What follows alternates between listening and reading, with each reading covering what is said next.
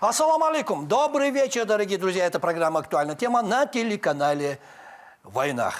И сегодня здесь, в этой студии, в программе «Актуальная тема», кавалер Ордена Дружбы Народов. Почетный гражданин Чеченской Республики. Кавалер Ордена Кадырова. Хасмагомед Диниев.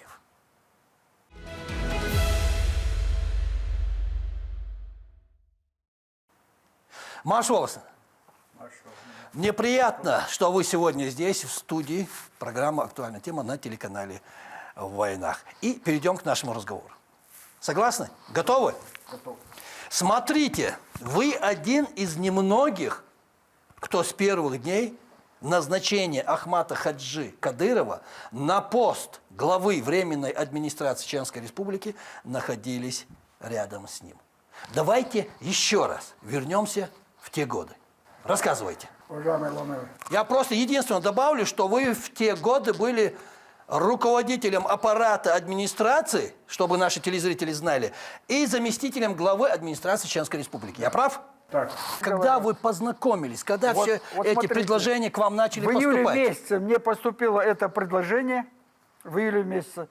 Когда я сказал, нет, я пока еще не готов на это ответить, они сразу сказали, нужен организатор. Это был первый заместитель главы республики Даев Нужден, вы все знаете. Единственная организация, которая работала, начиная с 90-х годов по 2000 год, это был Автодор, вы знаете, который работал действительно нормально по всей республике. Так вот, когда я сказал, я не могу так, неожиданно это предложение, он говорит, ему нужен помощник-организатор. В ранге заместителя, вернее, в ранге руководителя аппарата администрации и заместителя. Я говорю, я не могу сейчас дать. Он говорит, подумай месяц, говорит. Вы его не знали до того момента, Я его абсолютно как он стал главой Временной администрации? Я единственного видел по телевидению, и действительно он мне понравился, действительно понравился мужеством, когда он выступил на парламенте Чеченской Республики против создания Ишуры, помните, которые хотели создать Дагестан, и создали они Черноречье, создание Шариатской Республики.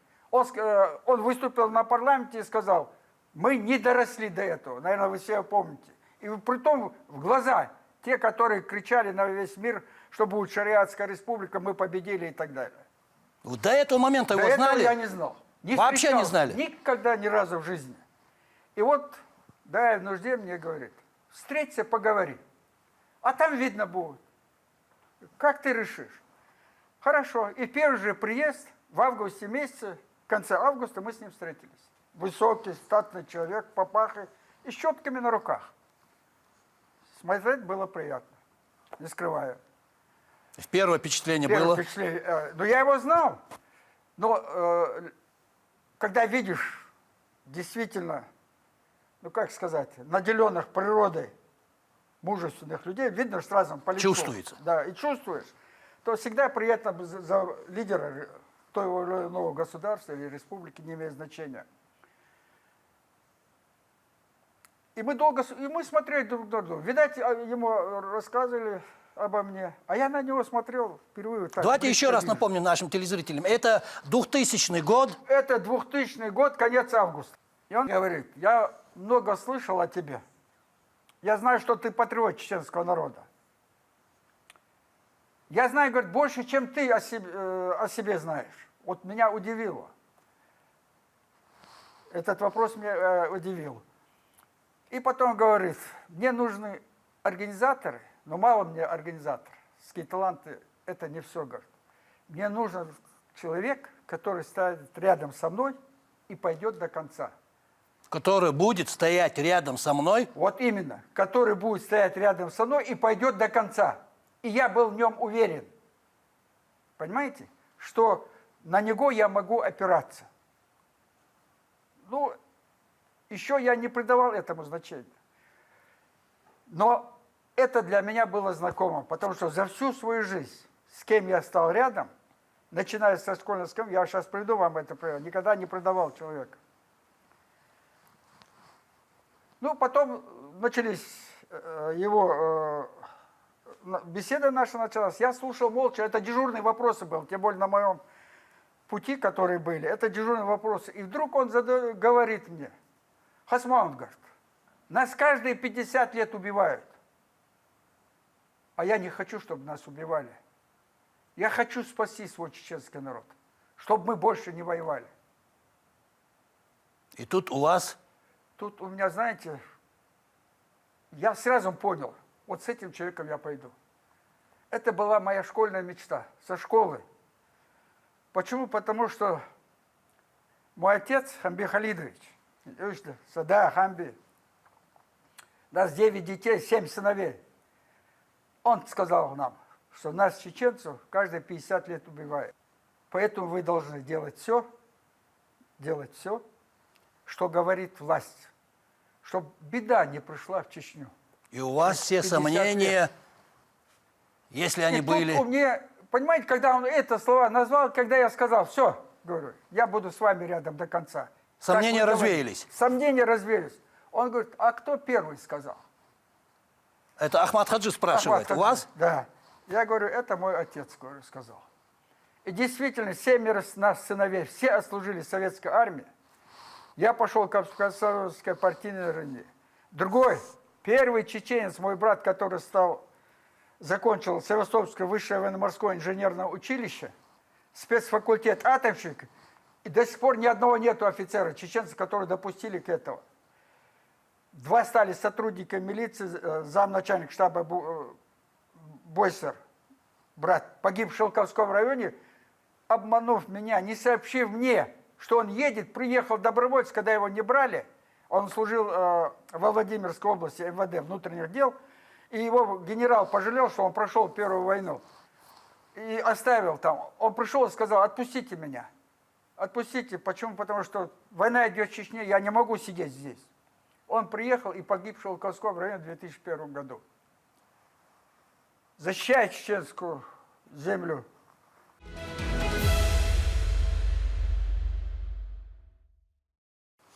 И как И вот, дальше когда все я это происходило? сказал, он говорит, все, я жду тебя в Гудермесе. Вот после такого вашего Всё. разговора После такого разговора, когда я сказал, что пройду с ним до конца, Ахмад Хаджи принимает решение. понимаете, все, я жду тебя в городе Гудермес. Все, на это достаточно. И как дальше И вот, смотрите, предложение поступило? приезжая я, отдает это, все, говорит, давай организовывай работу. Я говорю, что? Он говорит, это твое дело. И кем вы были тогда? И вот Я он хочу, чтобы вы назначает озвучили. меня руководителем аппарата, Так. администрации. Слово «аппарат» – это слово, которое до меня уже было написано. Это фактически руководитель администрации Чеченской Республики и заместитель главы Чеченской Республики. 2 должности. А теперь, говорит, работай. И вы возвращаетесь домой, Да. принимаете Я должность. сразу приехал и сразу приступаю Сразу? к работе, сразу снимаю квартиру в Гудермесе. И начинаем работать. Я говорю, над чем работать? Ты работу знаешь лучше. А что надо делать? Я скажу, какие задачи, говорит, вот стоят перед нами. Первое, окончить войну. Любыми путями закончить войну. Любыми путями. Второе, чтобы наше решение доходило до последнего села. Это говорит Ахмад Хаджи. Ахмад Хаджи, мы беседуем, что надо. Доходило. Чтобы те решения, которые мы принимали, обязательно воплощали в жизнь. А другого варианта нету, если чего-то хотим добиться. И ставя этой задачи, он, как говорит, я делаю выводы, что нужно делать. А что нужно делать вывод? Все, что он думает, мыслит, мне остается это организовать работу аппарата администрации главы Чеченской Республики на воплощение в жизнь его предложений, организовать работу по окончанию как можно быстрее этой войны любыми путями, что нужно для этого делать. Третье, для меня остается задачей, что на первом этапе делать, работы. А для того, чтобы это все воплотить в жизнь, обязательно должен быть действенный контроль за выполнением постановлений, указов, распоряжений главы республики И второе, чтобы был коллектив, который мог бы воплощать это в жизнь.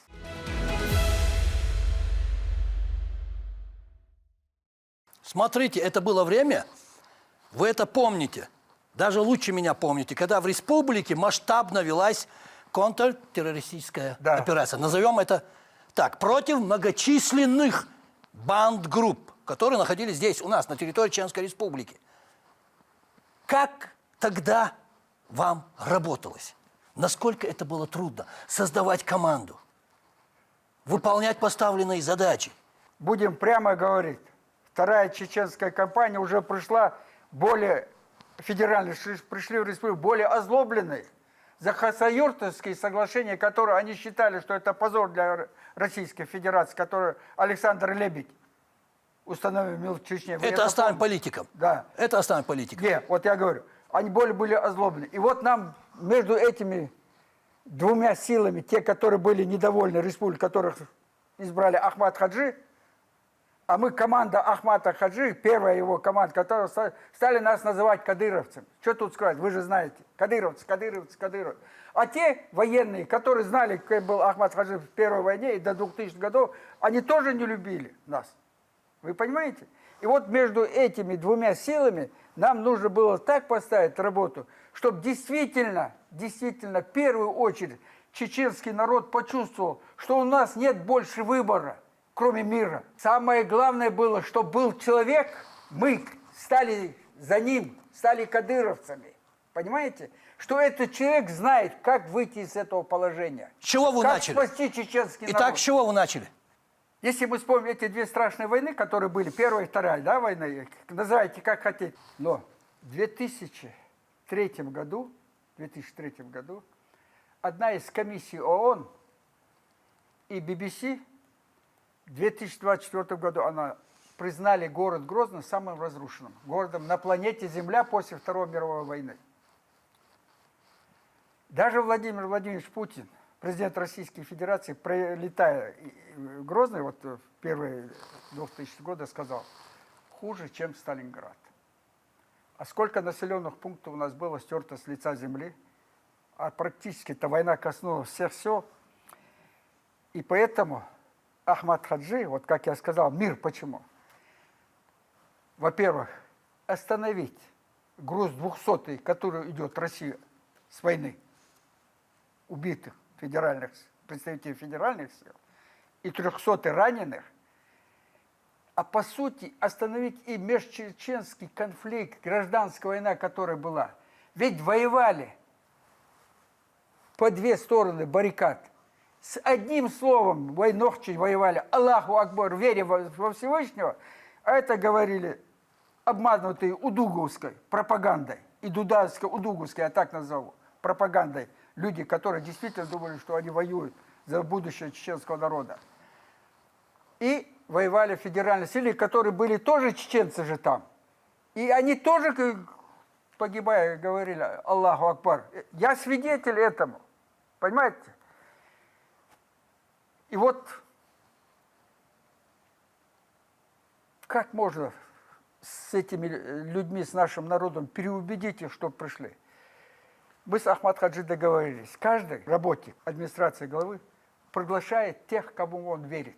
100% верит. Начали приглашать людей, которым не безразлична судьба чеченского народа. Или должны погибнуть абсолютное большинство чеченского народа. Или, наоборот, мы покончим с этой войной и будем дальше жить мирно. Так вот,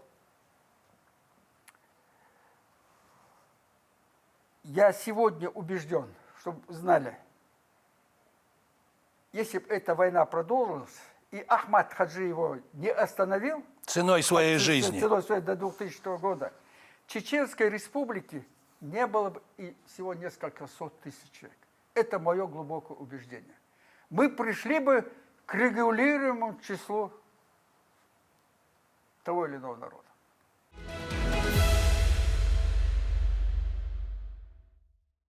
Когда народ поверил в первые его шаги, а какие первые шаги были? Вот мы сели с ним и говорю, что делать? Я ему привел пример, что Япония после Второй мировой войны, не имея никаких ресурсов практически, опираясь только на свои собственные силы, стала одной из могущественных держав, вы знаете, развития. Обогнав, особенно в электронной промышленности, ведущие страны мира. Мы только через учебу, то есть восстановление образования. Второе. Тем более финансово нет еще. Понимаете, финансово очень мало. Второе. Восстановление здравоохранения. Очень много раненых, убитых, больных и так далее. Третье. Восстановление культуры чеченского народа. И четвертое. Министерство спорта. Вот Это первые задачи? Вот 4 первые задачи были, потому что ни денег, ничего не было. Все эти силы, которые идут, например, насколько я помню, в 2000 году мы отчитывали за 182, по-моему, миллиона, которые выделили на администрацию. Так вот, мы на администрацию, на республику, мы направили туда все. То, что давал этот бюджет федеральной силы, мы сказали, давайте вот в эти 4 организации. Маленький пример. 400 с лишним школ, под 500, 286 школ стерто с лица земли. По кусочкам собирать республику 200 в одно с лица целое. Понимаете? 2000 Там год. освежит только фундамент. В частных домах организован, в Ютубе есть, когда учительница просит под открытым небом, где дождь накрапает, просит, дети, учитесь. Будущее любого человечества, любой нации, любого народа, какой бы он официально ни был, это образование. Пошло возрождение. знанием, Те что годы пошло выработано возрождение республики. Пошло возрождение. Вот, понимаете? То же самое Министерство культуры. Ничего живого не осталось. Я не хочу перечислять, сколько. Практически все уничтожено. Осталось всего несколько домов культуры. А были сотни. Все поднималось. Парки, Все поднималось. музеи. Все уничтожено. То же самое здравоохранение 2 раза уменьшило. 62 медицинских учреждений у нас было, такого республиканского масштаба. Из них 35 было уничтожено, 36, вот, точно не помню.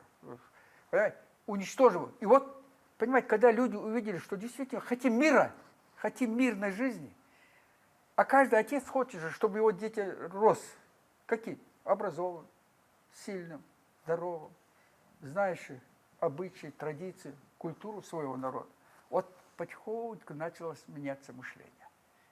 И люди стали все больше и больше проходить. И мало того, что больше, уже и мест нету на работу устраивать. Штаты же ограничены.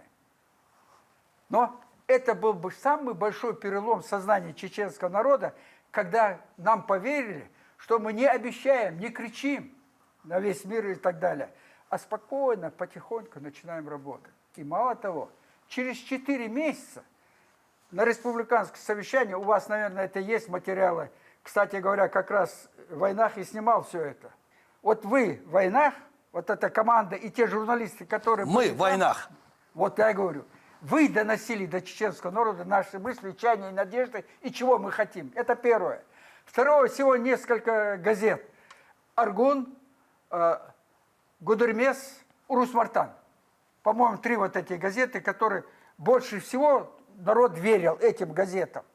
Вы доносили до народа то, что... За это вам действительно искренне спасибо. И вы действительно являлись теми помощниками незаменимыми для Ахмата Хаджи Кадырова.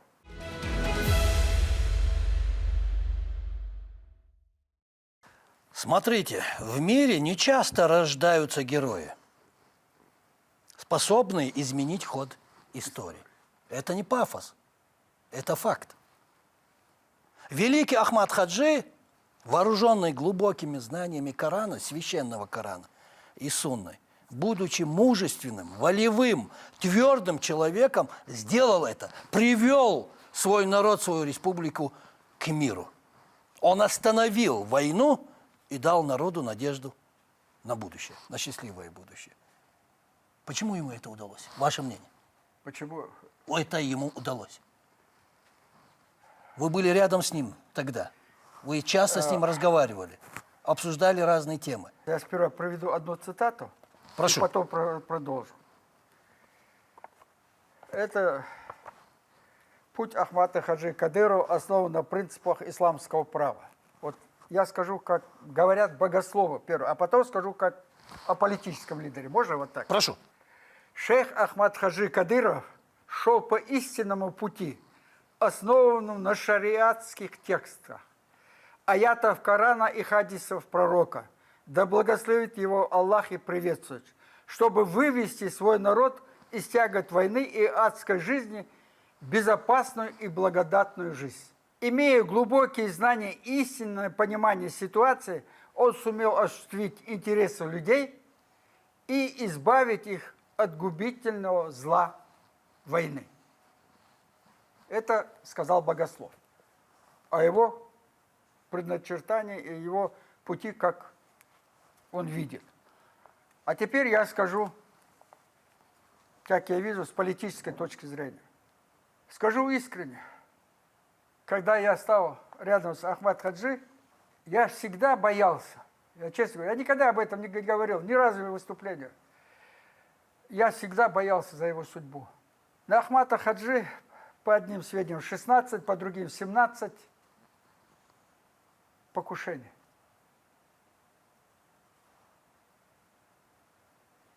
Включая на стадионе «Динамо» 9 мая 2004 года. 10 Так часов 35 минут, насколько так вот, я я помню. к чему хочу. С политической точки зрения, я, как его вначале руководитель аппарата администрации и заместитель, старался беречь, чтобы он там, где я бываю вместе с ним, чтобы беречь, действительно. И мало того, старался, чтобы, ну как вам сказать, чтобы действительно рядом с ним были в любых поездках самые близкие и доверенные лица, которые никогда бы его не предали.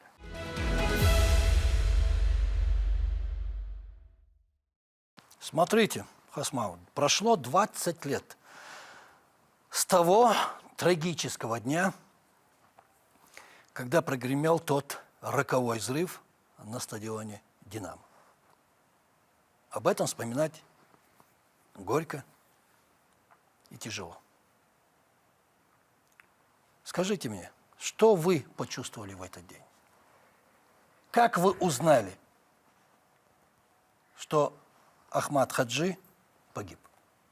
Весь чеченский народ, я должен сказать, должен помнить и знать, что мы сегодня живы и выросли количественно только благодаря Ахмату Хаджи Кадырову, и президенту Российской Федерации Владимиру Владимировичу Путину. Выросли в том плане, что только эти два человека остановили самую жестокую, на мой взгляд, две контртеррористические операции, а фактически российско-чеченскую войну, остановили и сохранили жизнь чеченского народа и народа, проживающего на территории Чеченской Республики. А в чем же была сама сила Ахмата Хаджи? В чем была сила? И это сила в правде. Понимаете? Я никогда не слышал, чтобы он говорил что-то не то, что не в его убеждениях. То есть сила и правда была заложена у него в душе. Понимаете? Второе. Сила в правоте и вере, что в спасение чеченского народа. Он верил, что он может спасти чеченский народ. Следующее. Он верил в стабильность, может установить, и верил, что в созидательной силе чеченского народа. Он говорил, мы умеем работать. Мы умеем трудом создавать будущее нашей республики. Смотрите, Хасмаут, в истории чеченского народа есть имена легендарных личностей, которые оставили очень яркий след. Скажите мне, ваше мнение. Вы человек, который с ним работал, можно сказать, с первых дней, рядом с ним. Какое место, на ваш взгляд, в нашей истории чеченского народа будет и должен занимать Ахмад Хаджи Кадыров? По своей значимости, по глубине кризиса Чеченской Республики,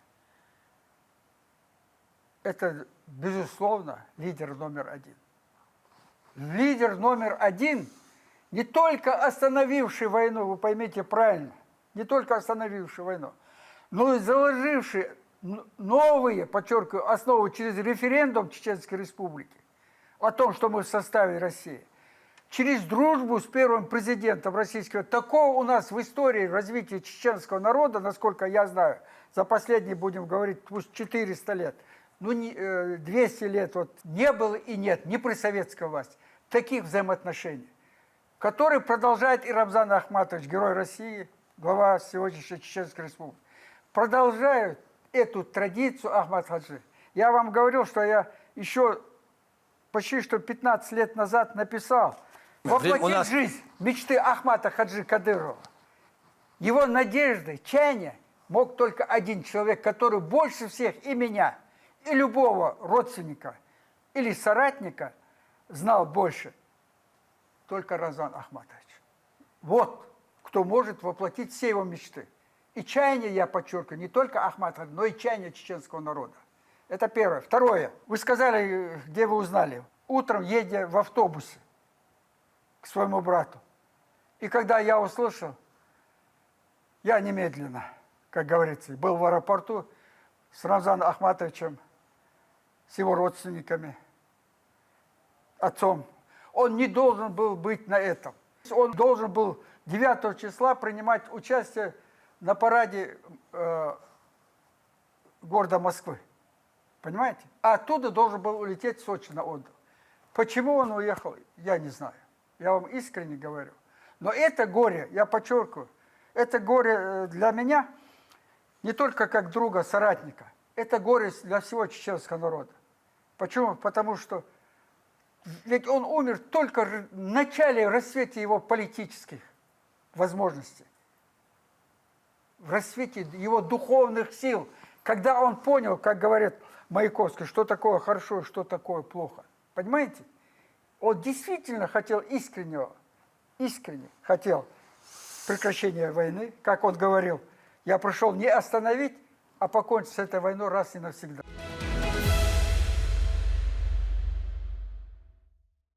Я хотел бы еще ко всему то, что говорил, как завет Ахмата Хаджи, то, что он написал 24 марта 2002 года.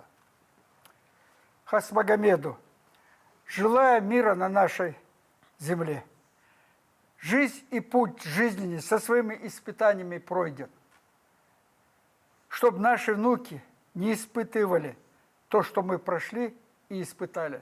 С уважением, Ахмат Кадыров. Вот на этом и закончим наш сегодняшний разговор. Спасибо, Хасмагомед, что пришли, ответили на наши вопросы, высказали свое мнение.